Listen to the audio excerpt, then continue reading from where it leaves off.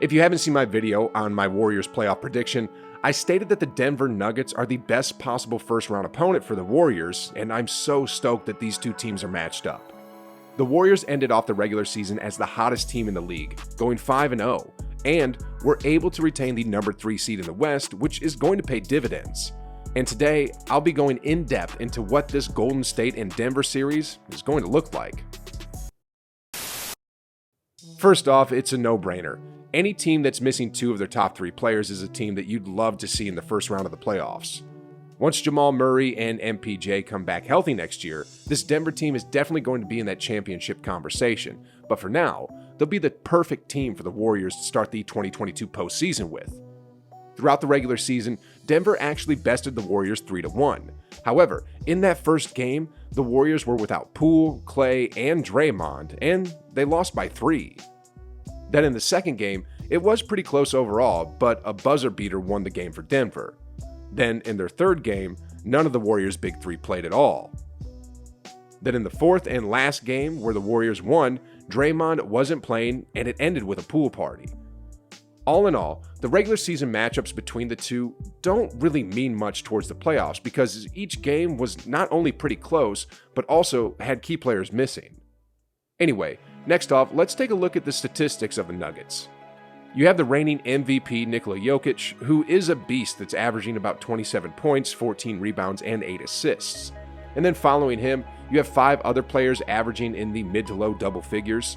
They clearly play together as a team, but all in all, just like the Dallas Mavericks with Luka, it's a one-man show. I mean, for the season, with Nikola Jokic playing in games, the Nuggets are 46-28, but without him playing, the Nuggets are just 2-6. So, the key to beating Denver is pretty simple. If you stop the Joker, you can stop the Nuggets. It's easier said than done, of course, but this is a Warriors team that still has the core trio that went to 5 straight finals and won 3 championships together. And this is how they're going to beat the 2022 Denver Nuggets. First off, to end the regular season, the Warriors have the number 1 rated defense in the entire league. Now, they started off the season with the best defensive record in the league, then in the middle, the injury bugs came, mental fatigue kicked in, and they dropped out defensively, especially when Draymond went out. But in saying that, over the last 5 games to close out the regular season, they were looking like how they did at the start of the season, and Draymond looked fantastic. Defensive rotations were crisp, and for the most part, they were locking teams down while scoring on the other end. The Nuggets on the other side were on the bottom half when it comes to defensive ratings. They were 18th overall in the league, and with the high-octane offense that's going to consist of Curry, Clay, Poole, and Wiggins, the Nuggets are going to have their hands full trying to defend everything the Warriors want to throw at them. But back to the Warriors' defense for a second. It's going to take a lot of effort to slow down Jokic. Whenever he's in the low post with space, it's pretty much automatic for him. The combination of size, footwork, and that soft touch is such a problem for just about every team in the league. But the good thing for the Warriors is that they have the 2017 Defensive Player of the Year. Draymond Green only stands 6'6", but he's going to play with strength and IQ. Every time Nikola is in the post, he's going to make it as physical as possible without fouling, and at the same time, another player is going to have to come in with some extra hands and force Nikola to pick up the ball and either pass it out or make an uncomfortable shot. And on the other end of the court, the Warriors are going to have to attack Jokic as much as possible in 1-5 switches. That'll tire him out and make him less effective on the floor. And it definitely is possible. Teams can tire him out and he does become less effective. I mean, I searched up Nikola's statistics per quarter, and here's what I found. In the first and second quarters of the game, the man is a beast, with an offensive rating of 121.9 and 122.5. But in the third and fourth quarter, after running around the court for a whole half, his offensive rating drops to 106.9 and 109.2. Sheesh, guys, that's a pretty big drop-off there.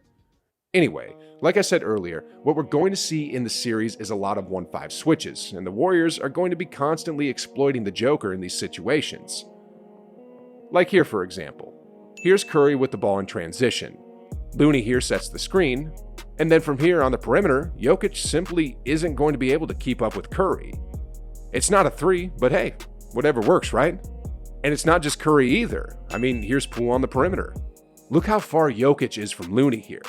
For a shooter as good as Poole, the Warriors would be glad for him to take this shot all day long. Splash. And if you thought it was just Curry and Poole that was going to be attacking Jokic in these situations, just remember that there's Klay Thompson too. Here's Klay way out beyond the arc. Looney is going to set a screen and Klay draws in the defense and then just dishes it to Looney. And that's going to be the tale of the series, guys. The Warriors, for all intents and purposes, only have to stop one guy, while Denver has to stop three. And that's without including the 2014 number 1 pick, Andrew Wiggins, and the 2021 number 7 pick, Jonathan Kuminga, who are both efficient scorers and could explode for 20 points on any given night. Look guys, the truth is, Denver is going to have to deal with a 2-time MVP in Stephen Curry, a Klay Thompson who ended off the regular season with 3 straight games scoring 30 plus on insane efficiency numbers, and an emerging Jordan Poole who's playing like the 2015 MVP version of Steph. That's got to be a complete nightmare for a team that's without any elite perimeter defenders. Furthermore, 2 more things I want to emphasize is the fact that this is more or less the same Denver team that got swept by the Phoenix Suns last season. In that series, Denver was dominated by the guard combo of Chris Paul and Devin Booker, who both averaged 25 in that series. I mean, not only did CP3 average 25, but he shot 63% from the field. How did he shoot at such a high percentage? Well, exactly like how I drew it out earlier, 1-5 switches. I mean, here he is on the perimeter. He gets the screen, switches onto the Joker, gets to his spot, and that's money. He did this all series long, over and over and over again. The Nuggets and the Joker had no answer, and I'm certain that both Curry and Poole are going to be doing exactly the same thing, over and over again. In addition, the Suns were a good defensive team last season, and in that series, they were able to limit the Joker to shooting just 48% from the floor and 28% for three-point range. He still averaged 25, 13, and 6, but hey, those efficiency numbers won't win you a series against the better teams in the league. Anyway, moving on here. The current Vegas odds by DraftKings favors the Warriors, who are a minus 215, which means you got to bet $215 to win 100. So anyway, on to my predictions. I'm going to say Warriors in 5. And again, one of the main reasons why I love this matchup for the Warriors is that not only does it favor them, but it gives them just the opportunity they need for them to integrate everything together. Because remember, the trio of Steph, Klay, and Draymond only played a grand total of 11 minutes together all season. It'll also give Kerr the opportunity to play with rotations just slightly, because remember, Jordan Poole has been playing like a superstar as of late, and it might be best to just keep him in the starting unit. I mean, Draymond Green recently remarked, "I'm not sure he goes back to the second unit." That's still to be decided, and that's not an easy decision to make. But Coach Kerr is a very smart coach, very smart man, and just because Steph comes back doesn't mean you totally take the ball out of Jordan's hands. He's done well. Steph is going to have the ball the majority of the time, and we all know that, and we all want that. But to know that you have another guy you can get off the ball and run sets for, and who you know can get a bucket anytime, that's a powerful tool. I don't envision him going back to the role he was playing.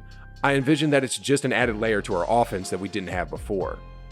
Anyway, guys, if you want to see my complete predictions on how this whole postseason will pan out for Golden State, then make sure to click this video here.